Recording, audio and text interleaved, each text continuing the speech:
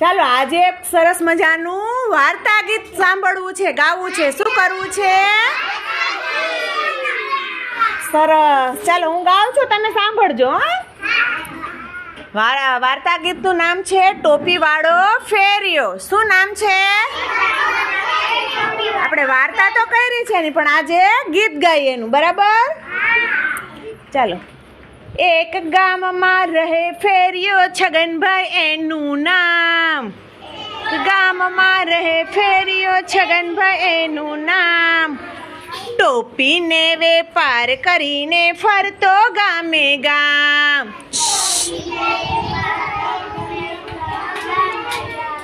એક વખત એ છગનભાઈએ કર્યો નવો વિચાર.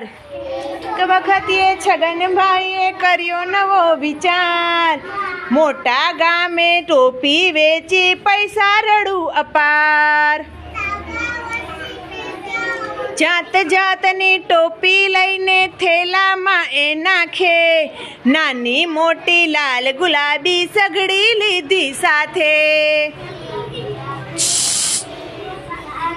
ઘરવાળીએ રસ્તે ખાવા ભાથું આપ્યું સાથે. મોટા ગામે જાય છગનભાઈ પોટલું રાખી સાથે. રસ્તામાં એક ઝાડની નીચે ભાથું એતું ખોલે. ઉપર બેઠેલા વાંદરાઓ જરાય પણ ના બોલે. ભાથું ખાઈને છગનભાઈ તો મીઠી નિંદર માણે. પોટલામાંથી એક પછી એક વાંદરો ટોપી તાણે. છગનભાઈએ જાગીને જોયું તો ટોપી ગુમ. આજુબાજુ શોધે પાછા કરતા બૂમા બૂમ. ઝાડ ઉપર જોયું તો વાંદરા ટોપી પહેરી બેઠા. છગનભાઈ વિચારે આમને કેમ લાવું હેઠા. ઘણું વિચારી છગનભાઈએ હાથ પગ હલાવ્યા. વાંદરાઓએ નકલ કરીને માથા પણ ઘુમાવ્યા. છગનભાઈએ પોતાની ટોપી ફેંકી દીધી હેઠે.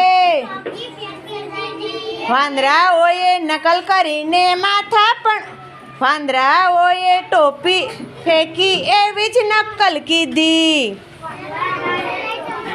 છગનભાઈએ બાંધી પોટલું ને માથા પર રાખ્યું.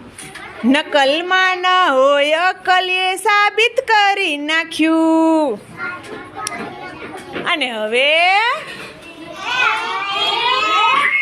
છગનભાઈ થઈ ગયા છે ઘરડા.